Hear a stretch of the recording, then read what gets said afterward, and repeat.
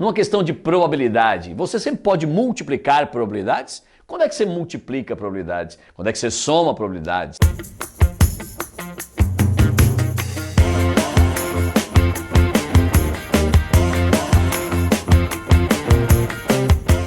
Vamos à nossa aula de produto de probabilidade. Quando é que eu pego duas probabilidades e vou multiplicar? Hora de você entender perfeitamente como é que você faz isso. Para isso, nós vamos começar com uma introdução simples, mas que muita gente já não faria. Simples, mas que você tem que compreender. E é exatamente nesse exemplo simples que eu te passo o conceito de produto de probabilidade. Então olhe com muito, mas muito carinho. Diz o texto assim: no lançamento de um dado e de uma moeda. Você vai lançar um dado e vai lançar uma moeda. A pergunta é: qual é a probabilidade de aparecer 5 no dado e cara na moeda? Você jogou um dado e uma moeda e você observou, ficou 5 no dado e cara na moeda. Esta é a pergunta que eu estou lhe fazendo. Nós vamos começar essa questão fazendo uma árvore de possibilidades. E vai dar para resolver ela rápida? Com certeza. Mas tome cuidado com uma coisa. Quando você vê um professor de matemática te mostrando uma maneira muito rápida de fazer, é porque ele já tem conceito para isso. Então você tem que aprender esses conceitos para você também saber fazer uma questão de uma maneira muito rápida, tá bom? Então vamos lá. Vou construir minha árvore de possibilidades. Lá vamos nós. Eu vou lançar um dado. Joguei um dado. Quais são os resultados possíveis? 1, 2, 3, 4, 5, 6. Lancei um dado, eu tenho 6 resultados possíveis. Digamos que saiu o resultado número 1. Bom, agora eu vou lançar a moeda. Bom, se eu lançar uma moeda, você há de convir comigo que o resultado pode sair cara ou coroa. Então notem, digamos que saiu 1 no dado, depois de sair 1 no dado, podia ter saído o quê? Cara ou coroa. Estou chamando a letrinha K de cara, C de coroa, tá bom? Depois, saiu o número 2 no dado. Bom, se saiu um 2 no dado, podia sair na moeda cara ou coroa. Ah, saiu 3 no dado. Bom, também poderia ter saído cara ou coroa depois da moeda e assim, obviamente, para todos os casos. E aqui você tem a árvore de possibilidades de todos os resultados possíveis quando eu lanço um dado e uma moeda. Vê se concorda comigo. Um resultado possível qual seria? 1 no dado, cara na moeda. Outro resultado, 1 e coroa. Concorda comigo? São 2 resultados possíveis já. Podia ser 2 e cara e 2 e coroa, mais 2 resultados. Pode ser 3 cara, 3 coroa, mais 2 resultados. E se você contar, fique à vontade para contar. Quantos resultados eu tenho? 12. O que já era esperado. Porque se você usar uma técnica chamada princípio fundamental da contagem, lá de análise combinatória ou princípio multiplicativo, o que eu tenho? Eu vou escolher um resultado para o dado, escolher, pensando em dividir em etapas, um resultado para a moeda. Quantos resultados possíveis tem para o dado? 6 possibilidades. Para a moeda, 2 possibilidades. 6 vezes 2, 12 resultados possíveis. Então é claro que eu já sabia que eram 12 resultados e eis os 12 resultados. Tranquilo? Muito bem. Aí vem a pergunta da questão. Qual é a pergunta da questão? Qual é primeiro, resultados possíveis, deixa eu colocar todos aqui para você ver novamente, ó. São os 12 resultados possíveis que eu construí contigo a nossa árvore de possibilidades. E aí vem a pergunta, qual é a probabilidade de nós obtermos 5 no dado e cara na moeda? Procure aqui, 5 no dado e cara na moeda. Procura para você ver. Quantas vezes apareceu 5 no dado e cara na moeda? 5 no dado e cara na moeda apareceu exatamente o quê? Uma única vez. Então apareceu um resultado que me interessa, de um grupo de 12 resultados, minha probabilidade é de 1 para quanto? 12. E aí, olhe como é que eu escrevi o que eu queria. Eu queria 5 no dado e, lembra, intersecção, conectivo e, 5 no dado e cara na moeda. Para obter 5 no dado e cara na moeda, eu cheguei em 1/12, construindo todos os casos para você e te mostrando que me interessa um caso de um universo de 12 casos. Tranquilo, né? Mas esta questão eu poderia fazer de um jeito diferente. Quer ver? Se eu quero a probabilidade de sair 5 no dado e cara na moeda, 5 e cara, você deve lembrar que o conectivo e indica que eu farei uma multiplicação. Então seria a probabilidade de sair 5 no dado e probabilidade de sair cara na moeda. E aí você faz separadamente as probabilidades. Qual é a probabilidade de sair 5 exatamente no dado? Bom, a chance de sair 5 no dado, eu lanço um dado, são 6 resultados possíveis, o 5 é um resultado, me interessa um resultado de um grupo de 6 resultados possíveis. Concorda comigo? E qual é a probabilidade de sair cara na moeda? Aí você pensa somente a moeda, desculpem. Joguei a moeda. Bom, quando eu jogo uma moeda, eu tenho 2 resultados possíveis, cara ou coroa. Se me interessa cara, me interessa um resultado de um grupo de 2 resultados. E olha que legal, se você multiplicar, claro que vai dar 1/12. Você vai dizer, nossa, muito mais fácil. Mas eu quero muito que você entenda o que está por trás disso aqui. Esse produto de probabilidades, ele vem lá de um item chamado probabilidade condicional, que nós vimos na aula anterior. A probabilidade condicional é que gera o produto de probabilidades. E lá nós aprendemos, se eu quero a probabilidade de sair o 5 e cara, eu vou calcular a probabilidade de sair 5 vezes a probabilidade de sair cara sabendo o que aconteceu ao 5. Esta é a maneira correta de escrever, não esta. Esta é a maneira correta. A probabilidade de acontecer 5 e cara é a probabilidade de sair o resultado 5 vezes a probabilidade de sair o resultado cara sabendo o que aconteceu o resultado 5. Mas claro que aqui, olha que legal. Você concorda comigo que a probabilidade de sair cara sabendo que é 5 é a própria probabilidade de sair cara? Deixa eu entender melhor isso aqui. Lá vou eu. Qual é a chance de sair cara sabendo que saiu o resultado 5? Minha pergunta é, se sai o resultado 5 no dado, isso interfere no resultado cara da moeda? Ele falou, não, né? Saiu 5 no dado, podia sair qualquer coisa, na moeda, a chance de sair cara continua sendo meio. Perfeito. Quando isso acontece, quando essa probabilidade é igual a essa, nós vamos dizer aqui que meus eventos são eventos o quê? Independentes, tá bom? Então, nesse caso aqui, eu posso utilizar essa lógica porque os eventos são independentes. Ou seja, o evento lançar um dado e o evento lançar uma moeda, eles são independentes. O resultado de um não interfere no resultado de outro. Tranquilo? Então guarde, você faz direto assim, te ensinaram assim, mas no fundo você está fazendo isso e está fazendo o quê? Vendo que o resultado cara 5, cara na moeda, 5 no dado, são eventos independentes. Se são totalmente independentes, eu posso tranquilamente fazer direto desse jeito aqui. Tranquilo? Eu só queria que você entendesse isso, que esse produto de probabilidades que você aprendeu, se é conectivo E, multiplica. Tudo bem, conectivo E multiplica, mas sempre deve ser feito com probabilidade condicional. E aí, claro, se você observar que o resultado cara da moeda não depende em nada do resultado 5 que já aconteceu, são eventos independentes e você pode utilizar isso aqui. Legal? Tranquilo, né? Te dei o conceito e aí, claro, a gente pode até ler o conceito. Dois eventos A e B são independentes, ou seja, a probabilidade de ocorrer um deles não depende de ter ocorrido ou não o outro quando acontece isso aqui. Então, note, eles são independentes quando acontecem isso. Evaldo, quando acontece isso, eles são independentes. Tudo bem, se acontecer isso, eles são independentes, e se eles são independentes, obviamente eu tenho essa informação aqui. Tranquilo?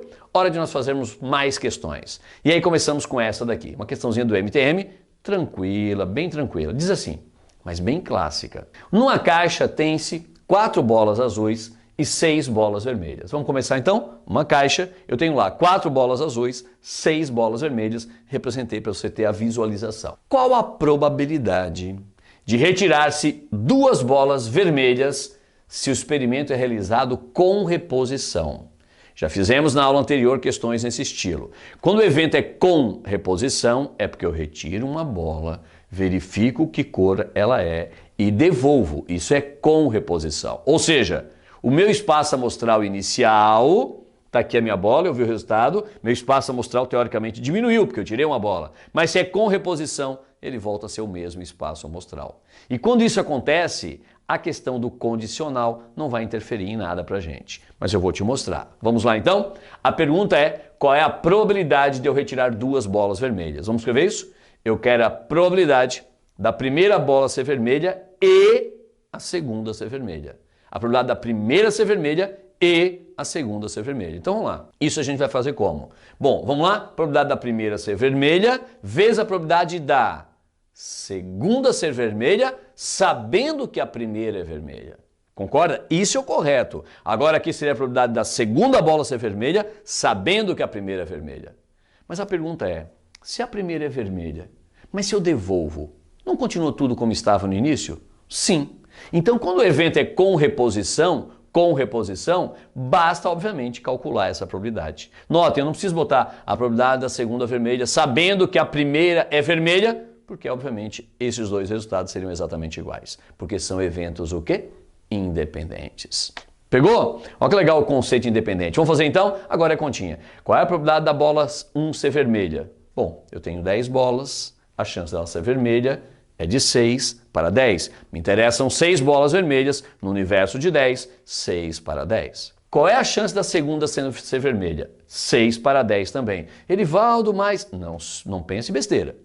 Qual é a probabilidade da segunda ser vermelha também? Imagina, você tirou uma bola, é vermelha. Devolveu, continuou tudo como estava. Se vai tirar de novo, é a mesma coisa, 6 para 10. E é claro que esse produto aqui vai te dar exatamente 36 sobre 100, simplificando essa continha, você vai chegar exatamente em 9 sobre 25.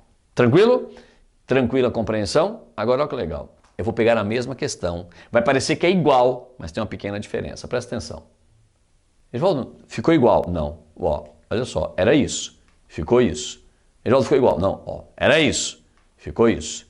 Mudou aqui, ó. É sem reposição. Então nós vamos começar tudo de novo. 4 bolas azuis, 6 bolas vermelhas. Lá está a minha caixa, só porque agora eu quero saber qual é a probabilidade de retirar 2 bolas vermelhas, mas sem reposição. Eu vou tirar uma bola, ela é vermelha, deixo fora e vou pegar a próxima. Opa, isso interfere no meu espaço amostral. Então, na verdade, qual é a probabilidade da segunda bola ser vermelha, sabendo que a primeira foi vermelha? E se eu sei que a primeira foi vermelha e ela está fora, eu tenho uma mexida no meu espaço amostral. Então, aqui nós temos que fazer decentemente assim. Qual é a probabilidade de tirar uma bola vermelha e a segunda também ser vermelha? Vai ser a probabilidade da primeira ser vermelha vezes a probabilidade da segunda ser vermelha, sabendo que a primeira foi vermelha. E por que eu escrevo isso agora? Porque o resultado da segunda ser vermelha sofre interferência sabendo que a primeira é vermelha, ou seja, tem que envolver a probabilidade condicional. Provavelmente você nem escrevia isso, você fazia direto e botava aqui a probabilidade da segunda ser vermelha, probabilidade de V2 e calculava e acertava. Mas na verdade o conceito é esse, eu quero te mostrar sempre o correto. Edivaldo, que legal, eu estou entendendo essa coisa de, poxa, se os eventos são independentes, eu não preciso me preocupar com esse condicional. Mas se os eventos têm dependência de um para com o outro, eu tenho que me preocupar. É exatamente isso. Vamos fazer perfeitamente. Qual é a probabilidade da primeira bola ser vermelha? Vamos mais uma vez? 6 bolas vermelhas, no universo de 10, 6 para 10. Fechou. Qual é a probabilidade da segunda bola ser vermelha, sabendo que a primeira foi vermelha? Não erre. Tenho 10 bolas, 4 azuis, 6 vermelhas. Tirei uma bola vermelha, deixei fora, porque é sem reposição, vou para a caixa. Quantas bolas eu tenho na caixa agora? Edivaldo, fácil, né? Você tirou uma e ficou fora, você tem 9. Perfeito. E dessas 9, quantas são vermelhas? Edivaldo, quantas são vermelhas? Se eu já tirei uma, 5 são vermelhas. Ótimo. Então minha probabilidade aqui é de 5 bolas vermelhas que eu tenho agora, no meu novo espaço amostral, de 9 bolas. Tranquilo? Notem como realmente, né, aqui o condicional faz todo sentido. E claro, né, nós vamos multiplicar, vai dar 30 em cima, 90 embaixo, simplifica bonitinho, vai te dar exatamente o quê? 1 sobre 3, que é o resultado dessa daqui. Fechou? Bonitinha a questão, né? Olha a diferença de com reposição, sem reposição. Com reposição, a segunda bola que eu tiro não sofre interferência da primeira, não tem probabilidade condicional envolvida. Já essa tem, e por isso que notem que essa probabilidade não é igual àquela, ela sofre interferência e tem condicional. Legal? Vamos fazer mais umazinha parecida com essa? O começo muito igual. Uma caixa contém 4 bolas azuis e 6 vermelhas. Coloquei tudo igual, mas a pergunta mudou. Qual a probabilidade de retirar-se 2 bolas de cores diferentes? A aluna adora errar essa. Eu quero saber qual é a probabilidade de eu retirar uma bola, depois retirar outra bola e elas terem cores diferentes. Detalhe, sem reposição. Se é sem reposição, a segunda retirada sofre interferência do que aconteceu na primeira retirada, porque eu não devolvi aquela bola. Então agora nós temos a probabilidade condicional mais uma vez envolvida. Mas muito aluno faz isso. Então eu quero que uma seja azul e outra seja vermelha. Eu quero bolas diferentes, eu quero uma azul e outra vermelha. Mas não é tão simples assim. Quando você fala que quer 2 bolas de cores diferentes, te interessa se a primeira for azul e a segunda for vermelha, ou se a primeira for vermelha e a segunda for azul. Pô, eu tenho que pensar nos 2 casos. Eu falo, sim. Porque notem, imagine que uma pessoa falou assim, olha, eu vou retirar 2 bolas dessa caixa. Eu aposto que eu vou retirar 2 bolas de cor diferente. Esse cara tem uma chance de ganhar. Agora imagine outro que fala assim, eu vou retirar 2 bolas e eu aposto que a primeira vai ser azul e a segunda vai ser vermelha. Esse cara que falou que a primeira é azul e a segunda é vermelha, só interessa para ele esse caso aqui. Já o cara que apostou em 2 bolas de cores distintas, interessam esses 2 casos. Tranquilo? Pô, Edivaldo, então seria esse, se o cara falar assim, qual é a probabilidade de eu tirar 2 bolas diferentes, sendo a primeira azul e a segunda vermelha? Aí seria só esse caso. Tranquilo? Mas esse caso aqui agora você já entendeu, ficou fácil. Como é que multiplica aqui? eu vou pegar a probabilidade da primeira ser azul vezes a probabilidade da segunda ser vermelha, sabendo que a primeira é azul. Não esquece, porque é sem reposição. Edivaldo, agora eu fiquei craque. Vamos para cá um pouquinho mais? Aqui, eu vou pegar a probabilidade da primeira ser vermelha, tá aqui, vezes a probabilidade da segunda ser azul, sabendo que a primeira é vermelha. Show, né? Tranquilo, né? Agora é só continha, você não vai errar nenhuma. Vamos lá. Probabilidade da primeira bola ser azul. Vamos lá? Quantas bolas azuis eu tenho? 4. No universo de quantas? 10. 4 sobre 10. Agora aqui você não erra. Qual é a probabilidade da segunda bola ser vermelha, sabendo que a primeira foi azul e que é sem reposição? Visualize, visualize. Eu tirei uma bola, essa bola foi azul e ficou lá fora. Eu vou voltar. Qual é a chance de eu tirar uma bola vermelha? Quantas bolas vermelhas eu tenho lá dentro? Eu tenho 6, eu não tirei nenhuma. Mas o meu universo não é mais de 10 bolas. Tem só quantas bolas lá? 9, porque uma eu já retirei. Edivaldo, claro, é 6 sobre 9. Legal entender isso aqui, né? Bem, entendendo com a ideia de probabilidade condicional. Continuamos. Qual é a probabilidade da primeira bola ser vermelha? Agora já estou pensando nesse caso. Já calculei aquela probabilidade, esquece aquilo, zerou, começa de novo. Probabilidade da primeira bola ser vermelha. Quantas bolas vermelhas eu tenho lá? 6. De um universo de quantas bolas? 10. Então 6 para 10. Tranquilo, né? Agora, qual é a probabilidade da segunda bola ser azul, sabendo que a primeira é vermelha, sem reposição? Quer dizer que eu tirei uma bola, ela é vermelha e eu deixei fora. Qual é a chance agora dessa próxima bola ser azul? Bom, azul eu continuo com 4 lá dentro, mas eu não tenho mais 10 bolas, porque eu já tirei uma vermelha. Então vai ficar o quê? 4 sobre 9. Tranquilo, né? Aí, claro, o resto multiplica aqui, soma aqui. Você vai fazer as continhas em casa, aí a continha básica dá 48 sobre 90. Simplificando, vai te dar exatamente 8/15, que é a resposta dessa questão. Tranquilo, né? Você entendeu bem essa coisa de com reposição, sem reposição, tem probabilidade condicional? Não tem. Sempre que é sem reposição, eu tenho que me ligar que envolve probabilidade condicional, porque a segunda retirada depende da primeira. Já quando é com reposição, isso não interfere em nada, e aí eu faço direto, como eu te mostrei no exemplo anterior. Legal? Vamos à próxima agora. Nossa questão agora de número 4 é uma questão do Enem. Bem legal essa questão, não muito complexa, mas com um erro muito grande nos alunos. Por quê? Porque tem um detalhe que o pessoal peca e perde essa questão. Mas vamos lá, vamos resolver, você vai entender que ela é tranquila e você não vai errar mais. Nem agora, nem nunca mais. Vamos lá. Uma senhora acaba de fazer uma ultrassonografia e descobre que está grávida de quadrigêmeos. Nascerão 4 filhos. A pergunta do Enem é direta, objetiva, não teve nem aquele texto grande, foi bem objetiva, né? Qual é a probabilidade de nascerem 2 meninos e 2 meninas? É essa a pergunta. Qual é a probabilidade de eu ter 2 meninos e 2 meninas no nascimento de 4 crianças? É isso. Vamos começar a diversão então? Vamos lá. Primeiro, a pergunta é essa, né? Qual é a probabilidade de eu ter 2 meninas e 2 meninos, 2 homens e 2 mulheres? Então vão nascer 4 crianças e aí você pode me ajudar. Qual é o resultado que nos interessa?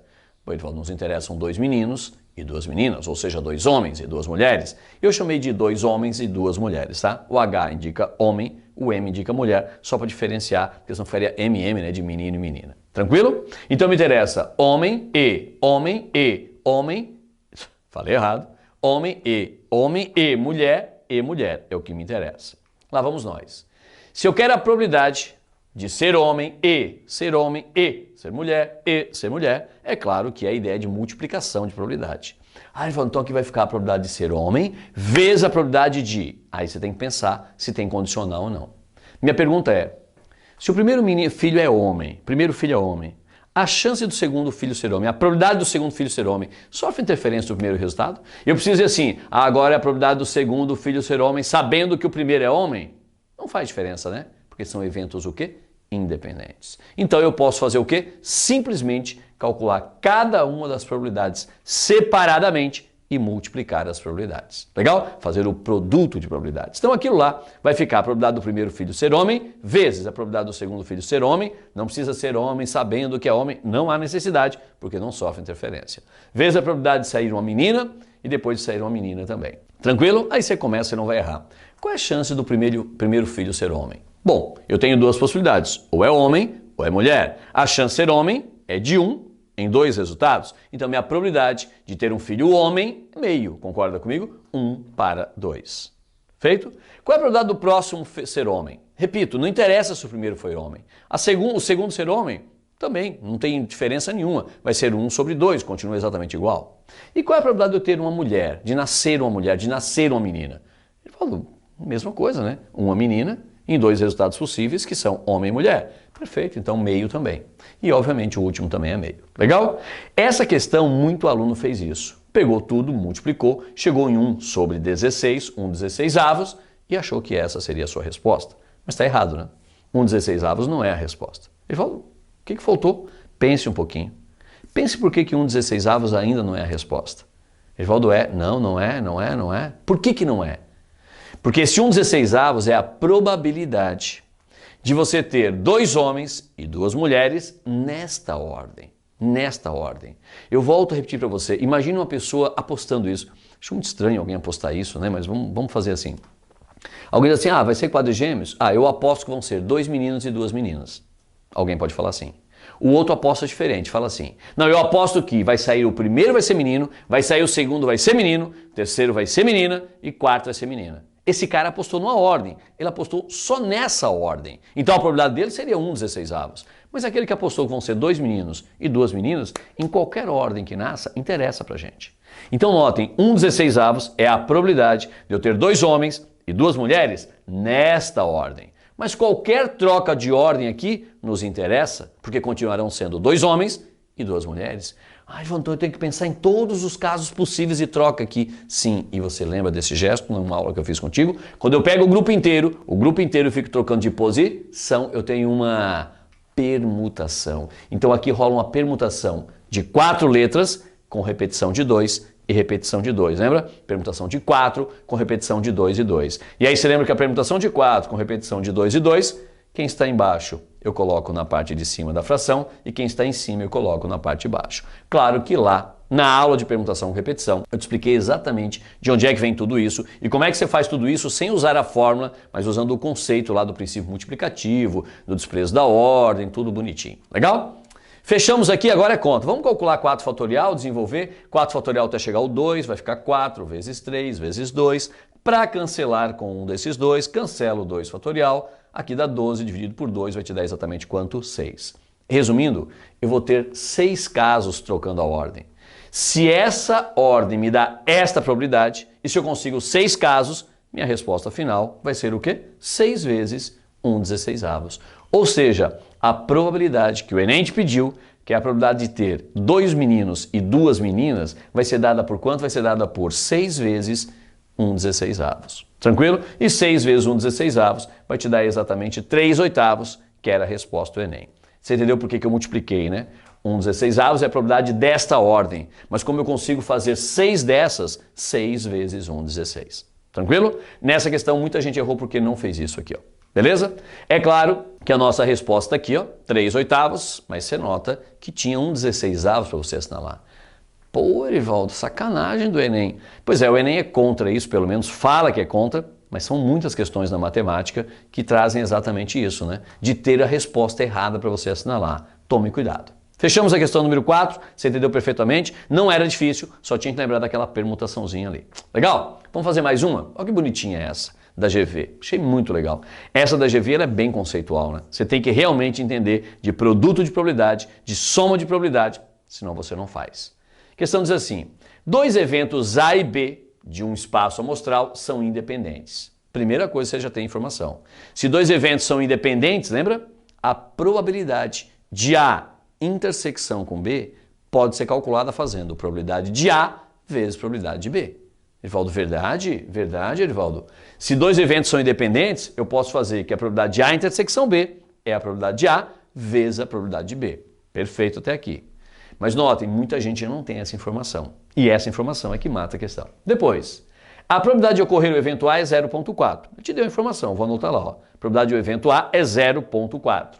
Aí depois, a probabilidade de A com B, ou seja, a probabilidade de A união com B, está escrito aqui. O Enem não, desculpem. A GV escreveu, é 0,8. Vou anotar. A probabilidade de A união B é 0,8. Eu só coletei os dados. A única coisa que eu fiz diferente, eu e você, nós fizemos diferente, foi lembrar dessa informação para eventos independentes. Legal? Ele fala de agora. Bom, a pergunta do Enem é qual é a probabilidade de acontecer o evento B.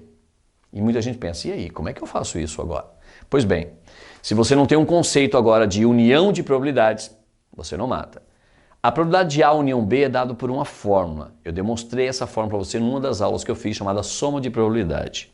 A probabilidade de A união com B é dada como? Pegando a probabilidade de A, somando com a probabilidade de B. A probabilidade de A união com B é pegar a probabilidade de A, somar com a probabilidade de B, mas não para aí. Aí depois tinha que descontar a probabilidade de A intersecção com B. Que essa fórmula, né, se você não assistiu a minha aula, aquela outra de soma de probabilidade, ela vem lá da parte de teoria de conjuntos, né? A probabilidade de A união B é pegar a probabilidade de A, somar com a probabilidade de B, mas descontar a probabilidade da intersecção, que tem a ver com a fórmula de número de elementos de um conjunto A união B. Legal? Agora é só substituir e abrir um sorriso, porque você tinha esse conceito e esse conceito de eventos independentes. Pouquíssima gente faria essa questão porque não tem nenhum dos dois conceitos. Vamos fazer? Probabilidade de A união B, nos deram 0,8, tá lá, ó, 0,8. Probabilidade de A, deixa eu ver. Ah, nos deram, tá aqui, ó, 0,4. Vamos marcar 0,4. Probabilidade de B é o que eu quero. Então esse é o que eu quero, eu vou deixar indicado aqui, ó, a probabilidade de B. E aqui vem um grande lance, né? A probabilidade de A intersecção com B, eu não tinha, você tinha. Porque quando ele falou que os eventos são independentes, a probabilidade de A intersecção B, você pode substituir para a probabilidade de A vezes a probabilidade de B. Caso contrário, se os eventos não fossem independentes, seria a probabilidade de A vezes a probabilidade de B, sabendo que ocorreu A. Aí voltaria a probabilidade condicional. Mas não foi o caso. Tranquilo até onde nós chegamos? Notem, no meu objetivo é achar a probabilidade de B, está em casa, né? Porque essa probabilidade de A eu tenho, né? Ela vale 0,4. Eu vou substituir na próxima tela. Vamos lá então? Vai aparecer tudo que nós já tínhamos, ó, exatamente igual. Aqui ficou 0,8 menos 0,4, só fiz uma diferença, tá tranquilo? A probabilidade de B eu quero, a de A vale 0,4, então vou trocar a de A por 0,4. E aqui espero que você não tenha medo de fazer uma equação de primeiro grau, né? Aqui você tem o número 1 na frente. 1, probabilidade de B, menos 0,4 probabilidade de B. Você pode botar a probabilidade de B em evidência, chamar a probabilidade de B de x, então ficaria x menos 0,4x. 1x menos 0,4x vai te dar 0,6x, concorda comigo? Então vai ficar 0,6 vezes a probabilidade de B. E aí para finalizar, eu vou pegar, e para achar a probabilidade de B, eu vou pegar 0,4 e vou fazer o quê? Dividir por 0,6, dividindo os dois lados por 0,6. Aí eu passo dividindo. Não. Você não passa. Pelo amor de Deus, você não passa. Se você está falando a palavra passa, é porque você não assistiu a minha aula de equação do primeiro grau. Assista para você nunca mais falar essa besteira, tá? Então vai ficar exatamente assim, ó. A probabilidade de B vai ser o quê? Vou dividir os dois lados por 0,6, vai sumir aqui porque vai ficar 1 aqui na frente e lá fica 0,4 dividido por 0,6 e essa continha, claro, daria 4/6, né, se você quiser, que simplificadinho vai dar o quê? 2/3, que é a resposta à minha questão, resposta letra D. Muito bonita essa questão da GV, né? Muito legal, extremamente conceitual, que pouca gente mataria, porque tem que ter realmente os conceitos do que é a união de probabilidade e o que é a intersecção de probabilidade. Quem tem, ela fica fácil. Quem não tem, simplesmente não faz. Vamos a uma questão do Enem, bem legal, uma questão contextualizada, mas que traz tudo isso que eu te expliquei agora. Vamos fazer a questão do Enem? Diz assim, um morador de uma região metropolitana, ele tem 50% de probabilidade, já vem informação, 50% de probabilidade de se atrasar para o trabalho quando chove naquela região. Então, note, se chover, a chance dele se atrasar é 50%. Você vai memorizando o que estão te falando e grifando no dia da prova também, como eu estou grifando aqui. Caso não chova, sua probabilidade de atraso, ela cai para 25%. Se chover, a chance dele atrasar é 50%. Se não chover, a chance dele atrasar é de 25%. Para um determinado dia, o serviço de meteorologia estima que tem 30% de probabilidade de chover. 30% é a probabilidade de ocorrência de chuva num certo dia. Guarda isso. Claro que 70% é a probabilidade de não chover. Vem a pergunta, qual é a probabilidade de esse morador se atrasar para o serviço no dia para o qual foi estimada aquela chuva? Então a pergunta agora é, qual é a probabilidade daquele cara se atrasar naquele dia que a estimativa de chuva era de 30%? Essa é a pergunta do Enem. Lembra do texto todo? Ele tem 50% de chance de se atrasar quando chove, 25% de chance de se atrasar quando não chove. E nesse dia, a pergunta é, nesse dia que a chance de chover é 30%, qual é a probabilidade desse cara se atrasar? Bonita a questão, né? Quando você lê toda, muita gente se assusta. Meu Deus, como é que eu vou fazer isso? Não é difícil. Claro, não é simples, não é fácil. Dá um índice de erro altíssimo na prova do Enem. Mas vamos fazer juntos. Vou pegar as informações, tá? Qual é a probabilidade desse morador se atrasar? Bom, primeira coisa importante, você tem que montar uma frase em língua portuguesa que é a seguinte: o que vai ocorrer, o que tem que ocorrer para esse cara se atrasar? Para que esse morador se atrase, o que tem que acontecer? Evaldo, tem que chover e ele se atrasar, ou então não chover e ele se atrasar. Essa primeira frase que você escreve em língua portuguesa, colocando o conectivo e o conectivo ou no lugar correto, é o que resolve as suas questões. Então vamos escrever isso. Se chover e ele atrasar, houve um atraso. Mas pode ser que não chova e ele também atrase. Existem os dois casos. E aí você já entendeu, né? Olha lá, para ele se atrasar, ou chove ele se atrasa, ou não chove ele se atrasa. E aí nós vamos traduzir isso para quê? Chover. Qual é a probabilidade de chuva que eu tenho? Procura ali. Existe uma probabilidade de chuva? Sim. É de quanto? 30%. Está lá, 0,30 ou 0,3 ou 30 sobre 100, você decide. Tranquilo? Então essa é a probabilidade de chover naquele determinado dia. Quando chove, qual é a probabilidade dele se atrasar? Quando chove, a probabilidade dele se atrasar é de quanto? 50%. Então aqui eu vou botar 50%, 0,5, 0,50 ou 50 sobre 100. Tranquilo? Agora, qual é a probabilidade de não chover naquele dia? Se a de chover é 30%, a de não chover é 70%. Evaldo, faz sentido? Muito bem. Próxima pergunta para você. Qual é a probabilidade dele se atrasar nesse dia que não choveu? Qual é a probabilidade dele se atrasar sabendo que não choveu? Note que tem um sabendo o que aqui, né? Evaldo, pô, tem uma condicional aqui. Tem uma probabilidade condicional? Tem, mas eu estou fazendo de conta que não estou vendo. Qual é a probabilidade de se atrasar no dia que não chove? No dia que não chove, a probabilidade de atraso dele é de 25%. Vou trocar por 25%. 25 sobre 100, 0,25 aqui. Conectivo E, espero que você lembre, indica que nós vamos fazer uma multiplicação. E o conectivo OU indica que nós vamos fazer o quê? Uma soma. Tranquilo? O resto é continha, né? Você multiplica aqui e você vai efetuar essas contas. Lá vai dar 0,15, aqui se você multiplicar, deixa eu ver, dá 0,175. Se você somar os dois, vai te dar exatamente 0,325, que é a resposta da questão do Enem. Notem que eu fiz a questão assim, do jeito muito tradicional que todo mundo faz. Claro que toda essa explicação dá pra gente trazer naqueles conceitos que eu te passei, tá bom? Então chegamos à resposta e agora eu vou te mostrar a mesma questão com todos aqueles conceitos. Ele falou, não precisa, eu adorei daquele jeito. Se permita aprender da maneira correta. Se permita, por favor, se permita aprender da maneira correta. Saiba fazer de uma maneira rápida, mas saiba entender o que você está fazendo. Vamos lá? Probabilidade de 50% dele se atrasar quando chove, notem. 50% é a probabilidade de atrasar-se quando chove. Isso, na verdade, é isso aqui, ó. A probabilidade da pessoa se atrasar sabendo que choveu é 50%. Tem um sabendo o que ali? Edivaldo, faz sentido, Edivaldo. Faz sentido, realmente, faz sentido. E faz sentido, né? Quer ver uma próxima? Caso não chova, sua probabilidade de atraso é 25%. Poxa, a probabilidade dele atrasar sabendo que não choveu é 25%. A probabilidade dele atrasar sabendo que não choveu, lembra que a barrinha em cima é o complementar, né? É sabendo que não choveu, é 25%. Tranquilo? Esse é o correto de escrita matemática para essa questão. Depois, 30% é a chance de chover naquele dia, probabilidade de chuva é 30%, e é claro que a probabilidade de não chuva é 70%, porque são complementares aqui. Tranquilo? E aí, na verdade, aquela questão, qual é a probabilidade desse morador se atrasar, nós teríamos que fazer toda aquela história bonitinha que eu te mostrei. Chove e ele atrasa, ou não chove e ele atrasa. Trazendo isso para a probabilidade, né, que nós já sabemos fazer, ficaria assim. Ele vai atrasar se chover e ele atrasar, ou indica união, ou não chover e ele atrasar. Quando eu aplicar a probabilidade aí dos dois lados, eu fico que a probabilidade dele atrasar vai ser dada pela probabilidade de chover e ele atrasar, mais a probabilidade de não chover e ele atrasar. Lembra? E lembra que a probabilidade da união é uma soma, não precisa descontar a intersecção que eu fiz no exemplo anterior, porque aqui são totalmente independentes, né? Eu não tenho intersecção entre esses conjuntos, são chamados assim. Muito bem? Chegou até aqui, aí você vai relembrar os conceitos decentemente. Eu sei que você está pensando, nossa, a outra maneira é muito mais rápida, mas saiba fazer os conceitos. Por favor, se permita. Qual é a probabilidade de chover e atrasar? A probabilidade de chover e atrasar é dada fazendo o quê? Pegando a probabilidade de chover, vezes a probabilidade dele atrasar, sabendo que choveu. Esse é o correto. Ó. Edivaldo, verdade, Edivaldo, você tem razão. Eu tenho razão. Qual é a probabilidade de não chover e atrasar? É a probabilidade de não chover, vezes a probabilidade dele atrasar, sabendo que não choveu. Esse é o correto. Pô, Oswaldo, faz sentido tudo que você falou. Que bom que você concorda comigo. Legal? O resto é continha.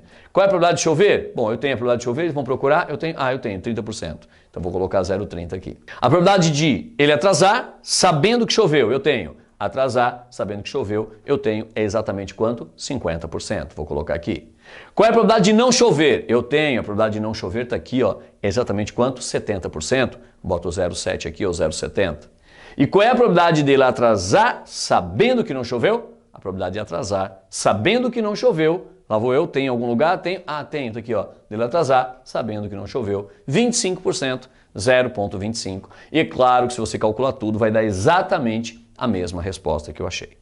Eu só queria que você entendesse que muitas vezes você faz daquela maneira rápida e talvez você não está, assim, seja claro que você está usando probabilidade condicional, né? E é muito importante você ter esse conceito com você. Legal? Finalizamos a questão do Enem de duas maneiras distintas, uma maneira rápida e outra bem conceitual, e agora você está craque nisso aqui. Legal? Vamos a uma próxima questão, também do Enem. Questãozinha de número 7, uma questão do Enem, mais uma questão do Enem, porque esse tópico, né, probabilidade, cai com muita frequência no Enem e cai com um nível muito bom, né? Então vale a pena a gente fazer mais questões do Enem, mas serve para qualquer vestibular do país, são questões de um padrão muito bom, tá? Diz assim, ó, em uma escola, a probabilidade de um aluno compreender e falar inglês é de 30%. Já me deram uma probabilidade, já vou grifar, né? Porque isso é uma questão que com certeza eu vou usar em algum momento. 3 alunos dessa escola, que estão em fase final de seleção de intercâmbio, aguardam em uma sala serem chamados para uma entrevista. 3 alunos estão lá sentadinhos, esperando para uma entrevista. Lembrando que a probabilidade de um desses alunos compreender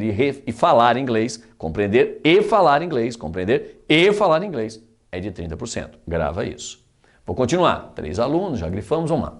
Mas, ao invés de chamá-los um a um, o entrevistador, ele entra na sala e faz oralmente uma pergunta em inglês, que pode ser respondida por qualquer um dos alunos. Então ele chega lá e faz uma pergunta ao invés de um teste, e qualquer um dos 3 pode responder. Imagine a cena, se coloque na situação real. A probabilidade do entrevistador ser entendido e ter sua pergunta, oralmente respondida em inglês a pergunta é essa.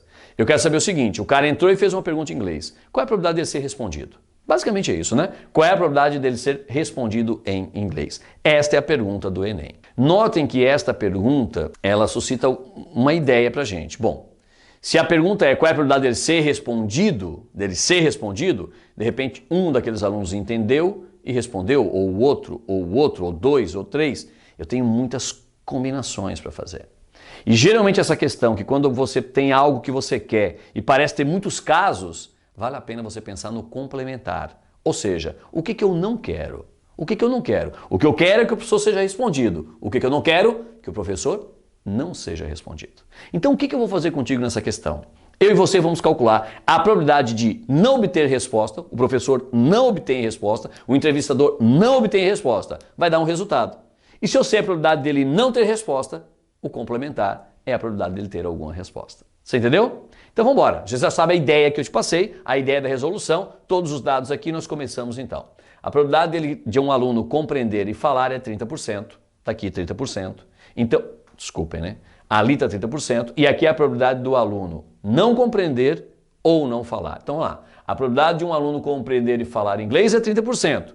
A probabilidade do aluno não compreender ou não falar, então, vai ser de 70%, que é o complemento aqui. E lembra que o meu objetivo agora é saber qual é a probabilidade do cara ir lá, o entrevistador entrar na sala, fazer a pergunta em inglês e ninguém responder. Eu quero saber qual é a probabilidade dele não obter resposta, que depois eu calculo o que eu quero, que é a probabilidade dele obter resposta. Vamos lá então. Probabilidade do entrevistador não obter resposta. É isso que eu quero. Eu vou calcular contigo exatamente isso, tá bom? Vamos para a guerra então. Lá vamos nós. Bom, aqui eu tenho a informação já preciosa, 70% é a probabilidade de um aluno não compreender ou não falar. 70% baseado naquele 30% que nos deram anteriormente.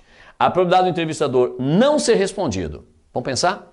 Para que ele não seja respondido, o aluno do número 1 respondeu ou não? Não. E o segundo? Não. E o terceiro? Não. Então eu quero não resposta do primeiro, não resposta do segundo e não resposta do terceiro. Resumindo, o que eu quero é isso, né? Eu quero que o aluno de número 1 não responda e o aluno de número 2 também não responda e o aluno de número 3 também não responda. Essa é a única maneira dele não ser respondido. Quando os 3 não respondem, por algum motivo, ou porque não compreenderam, ou porque não conseguem responder em inglês. Legal? E a questão está em casa, né? Porque a probabilidade de um aluno não responder é exatamente quanto? 70%. A probabilidade dele não compreender ou não responder, resumindo, dele não falar, é 70%. Esse é 70%. Esse também é 70% e esse também é 70%. É claro que vai ser o produto dos 3. Tranquilo? Se você multiplicar, vai dar exatamente isso. Fica ligado agora. 0,343, ou seja, 34,3%, é a probabilidade do cara, do entrevistador, do professor, ele não ser respondido. Então, qual é a probabilidade dele ser respondido? É obviamente o complementar. E um complementar em percentual é só descontar de quanto? 100%. Concorda comigo? Em número é descontar de quanto? De 1. Então vê se concorda. Se essa é a probabilidade de não resposta, a probabilidade de resposta é 1 menos esse resultado. Concorda comigo? Então nós vamos fazer exatamente isso. Ó. A probabilidade de o cara ser respondido vai ser 1 menos isso. Ou, se você quiser, 100% menos 34,3%.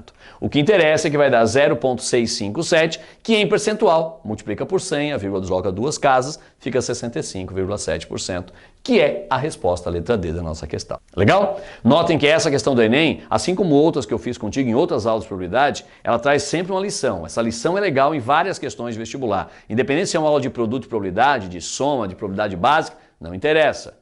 Às vezes você calcula o que você não quer porque é mais fácil e desconta do complementar. Legal? Então você desconta do complementar, não, desculpem, e acha o complementar. Você calcula o que você não quer e, obviamente, o complementar é o que você quer. Legal? E é claro, como em probabilidade a soma tem que dar 100%, ou soma tem que dar 1 em número, nem valor absoluto, é muito fácil fazer esse tipo de questão por esse formato. Guarde isso. Quando aquilo que você quer parece muito complicado, ou seja, tem muitos casos para fazer, você pensa, pô, e se eu calcular o que eu não quero? Ah, é mais fácil. Aí você desconta do 100%, desconta do 1 e mata a questão.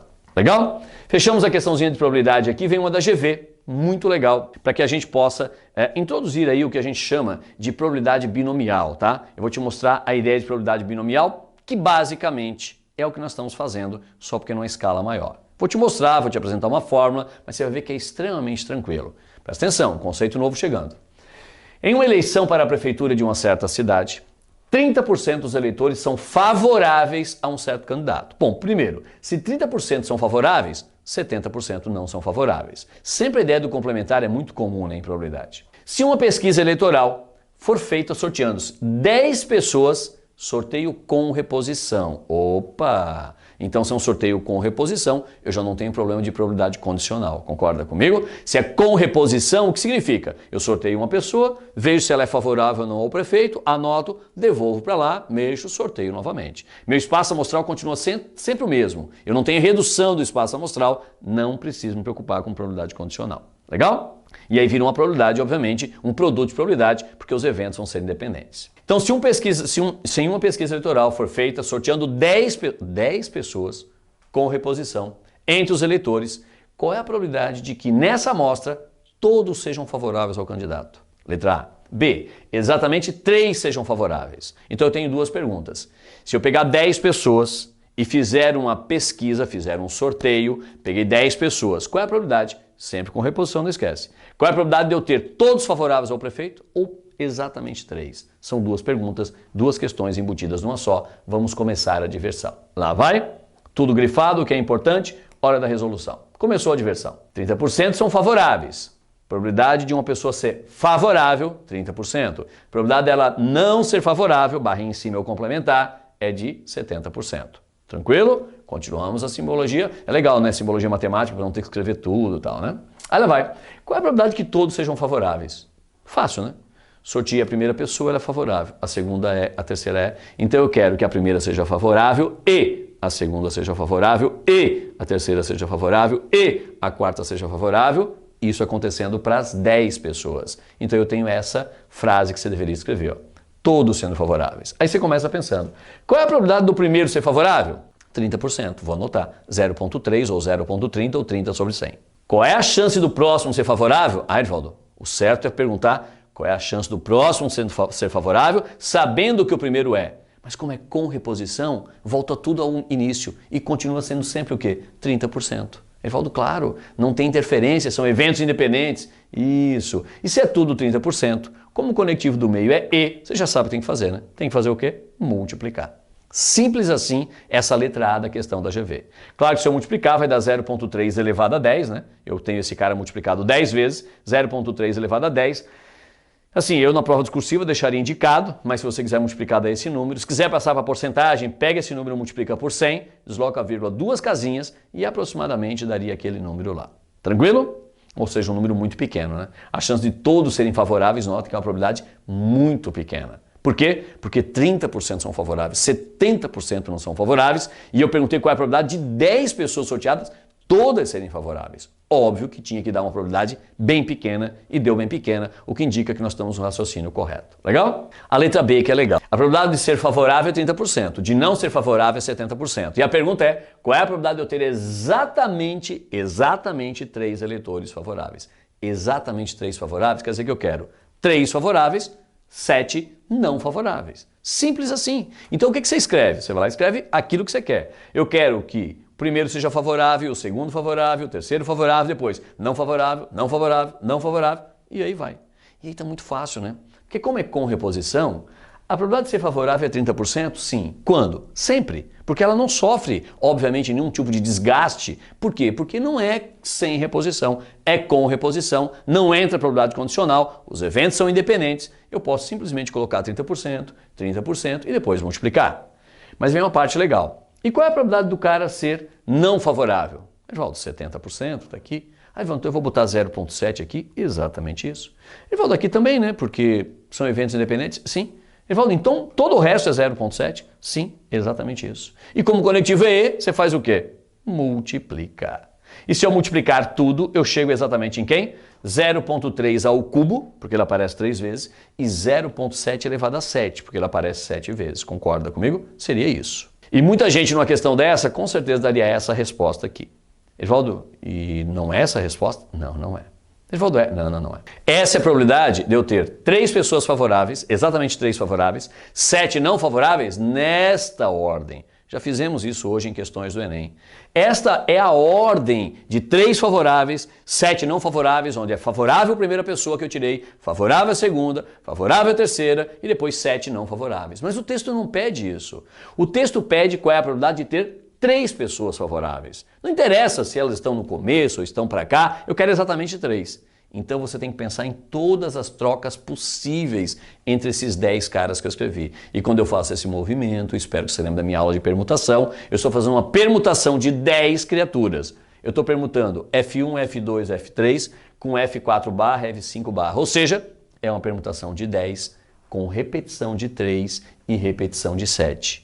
É uma permutação de 10 com repetição de 3 e repetição de 7. E aí espero que você lembre da forma de permutação com repetição, já falamos na aula de hoje. O que está embaixo vai para cima, o que está em cima vem para baixo fatorial. Legal? Aí você vai calcular, né? Desenvolve o 10 fatorial, fica 10 vezes 9 vezes 8 vezes 7. Embaixo tem um 7 fatorial para cancelar e o 3 fatorial é 3 vezes 2 vezes 1.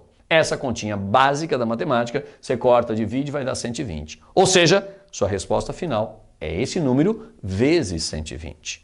Tranquilo? Fique ligado nesse detalhe dessa permutação. Já te fiz 2 questões que envolvem isso, 2 questões, você tem que ficar ligado nisso, tá bom? Mas eu tenho um conceito para te dar. Eu acabei a questão, tá? Acabou. E notem, não falei em distribuição binomial, não falei nada de probabilidade binomial, mas essa é uma questão que é uma questão de probabilidade binomial. Por que ela é binomial? Porque só tem 2 possibilidades. O que a gente chama na matemática de, esse caso seria o que a gente chama de sucesso. Por que sucesso? Porque a pergunta é, qual é a probabilidade de eu ter exatamente 3 eleitores favoráveis? Então, favorável é o sucesso, é o que me interessa. E o outro caso a gente chama na matemática de fracasso. E quando eu tenho só 2 possibilidades, sucesso e fracasso, só 2, é algo binomial. É isso, tá? E aí a gente trabalha com a ideia de probabilidade binomial. E notem, né? Não é difícil. Essa distribuição binomial, a probabilidade binomial, ela traz o seguinte. Se me interessam 3 casos de sucesso, esse cara eu vou levar a 3. Simples assim. Se me interessam, então, 3 casos de sucesso, não vai errar. Se são 3 casos de sucesso em 10 eventos que eu tenho, se são 3 em 10, obviamente, quantos são de fracasso? 10 menos 3, ou seja, 7. Eu boto 10 menos 3 para ficar de acordo com a fórmula. Olha que legal. Se 0,3 é o sucesso, o fracasso é o complemento. O complemento é 1 menos o sucesso.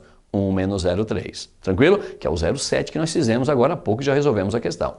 Esses expoentes são fáceis. 3 por quê? Porque eu quero 3 eleitores favoráveis. 3 casos de sucesso eu quero. Se eu quero 3 de sucesso, num grupo de 10, eu quero 7 de fracasso. E o 7 é o expoente que vai aqui. Só porque nessa questão, lembra, tem todas aquelas permutações. Tem a permutação de 3 vezes o sucesso, certo? Desculpa, a permutação de 10 caras, 3 daqui com 7 daqui. É uma permutação de 10 com repetição de 3 sucessos e 7 fracassos. Só porque notem, essa podia ser a minha fórmula, mas essa permutação os vestibulares trazem para você como uma combinação de 10 tomados 3 a 3, porque essas fórmulas vão coincidir. E é claro que tem mais um detalhe para te contar ainda, que essa combinação de 10 tomados 3 a 3, não sei se você lembra, isso corresponde a um número binomial, lá da história de triângulo de Pascal, tá? Por favor, é só simbologia. Escrever assim ou escrever assim, eu estou escrevendo a mesma coisa. Mas claro que a gente vai utilizar a fórmula correta que você vai aprender, de repente já aprendeu, que é o binomial de 10 sobre 3, onde 10 é o total de casos que eu tenho aqui e 3 é o total de casos de sucesso que eu quero. Legal? Basicamente é isso. Fechou? Notem, eu vou te botar a fórmula aqui então para você ver, ó. A probabilidade de ocorrerem exatamente K sucessos em uma sequência de N tentativas, K sucessos, certo? Tentativas independentes, né? São eventos independentes, como já te falei, na qual a probabilidade de sucesso para cada prova é P. Se P é sucesso e eu quero K sucessos, eu pego P elevado a K. Agora, o que seria o fracasso? O fracasso é 1 menos essa probabilidade. 1 menos a probabilidade elevado ao quê? A diferença dos expoentes. É só uma forma bonitinha para você ver, mas a lógica, obviamente, é aquela que eu acabei de fazer contigo. Agora nós vamos pegar aquela fórmula e vamos aplicar nessa questão da Mackenzie. Vamos lá? Jogando 5 vezes um dado honesto, e olha só que legal, né? Se você pega um dado e joga, tem 6 resultados possíveis. Joga de novo, tem 6 resultados. Joga de novo, tem 6. Você lembra da primeira aula de probabilidade? Que quando eu lanço um lado 2 vezes, o total de resultados é 6 vezes 6, é 36. Se eu lanço 3 vezes, eu até fiz uma questão do ITA com você assim, é 6 vezes 6 vezes 6, 216. Caramba, se eu vou lançar 5 vezes, eu nem quero fazer essa conta, porque vai ficar 6 vezes 6 vezes 6 vezes 6 vezes 6, fica 6 na quinta. É o total de resultados possíveis. Então dá para ver que provavelmente a gente não vai trilhar esse caminho. Vamos ver o que pede agora. Então lá, vou jogar um dado 5 vezes. Qual é a probabilidade de ocorrer só 3 vezes o resultado 2? Só 3 vezes o resultado 2. Qual é a probabilidade de ocorrer 3 vezes o resultado 2? Então eu quero saber qual é a probabilidade de acontecer o 2 exatamente 3 vezes. Notem que é uma questão de distribuição binomial. Porque ou ocorre o 2 ou não ocorre o 2. O que eu quero é que ocorra o 2. Ocorrer o 2 pra gente é o sucesso. Não ocorrer o 2 é o fracasso. Legal? É só isso. Mais nada. E eu quero que o meu sucesso seja quantas vezes? Seja de 3 vezes. No universo de quantos? De 5 lançamentos. Então, quer dizer, eu posso usar a fórmula de probabilidade binomial? Sem sombra de dúvida, quer ver? A probabilidade de sair do número 2 quando você lança um dado é de um resultado em 6, concorda, né? Lancei um dado, são 6 resultados possíveis, a chance de sair o número 2 é de 1 para 6. Qual é a probabilidade de não sair o 2? Bom, Edvaldo, é o complemento, né? 5 sobre 6, porque tem 5 números nos 6 possíveis que não são o número 2. Então a probabilidade de não sair o 2, barrinha em cima, é 5 sextos. E aí vou repetir. O que me interessa é isso. Então essa é a probabilidade do sucesso e essa é a probabilidade do fracasso, que é 1 menos 1 sexto, né? 1 menos 1 sexto vai te dar os 5 sextos. Tranquilo? Muito bem. Lá vamos nós. A probabilidade binomial é dada por n sobre k, vezes a probabilidade elevada a k e 1 menos elevada a n menos k. Vamos ver se você identifica quem é quem aí. Eu já falei, né? Eu já cantei a bola. Mas se você quiser aplicar na fórmula, fica fácil. N é o total de eventos que eu tive. Foram 5 casos. Eu fiz 5 lançamentos do dado. Então meu N é 5. Quantos sucessos eu quero? Bom, eu quero saber qual é a probabilidade de ocorrer o número 2 3 vezes. Então meu K corresponde a 3, porque me interessa 3 vezes esse sucesso. Qual é a probabilidade do sucesso? A probabilidade do sucesso é 1 sexto. Então aqui vai ficar 1 sexto elevado a 3. E aqui fica 1 menos 1 sexto, que é a probabilidade do fracasso, que é 5 sextos, elevado a n menos k, ou seja, 5 menos 3, aqui em cima vai ficar 2. Vou substituir tudo para você e ver se você concorda comigo. 5, porque são 5 eventos que eu tenho acontecendo, certo? 5 casos ali que eu faço, né? Eu lanço o dado uma vez, lanço o dado outra vez, 5 vezes eu lanço o dado, então são 5 lançamentos. 3, eu quero que 3 aconteçam exatamente o meu sucesso, que é sair o número 2. Certo? A chance é esse número 2, a chance, né, do sucesso, minha probabilidade do sucesso é 1 sexto elevado a 3, e do fracasso é 1 menos 1 sexto, que obviamente vai dar os 5 sextos, elevado a quanto? 5 menos 3. Tranquilo, né? Aí claro que o resto é conta, nós vamos repetir as contas aqui, vamos fazer todas as contas. Esse número binomial de 5 sobre 3, claramente é a combinação de 5 tomados 3 a 3, então na fórmula vai ficar 5 fatorial, 3 fatorial e 5 menos 3, que vai te dar 2 fatorial, que é permutação de 5 com repetição de 3 e 2. Repetição de 3 vezes o sucesso, repetição de 2 vezes o fracasso. É isso, tá?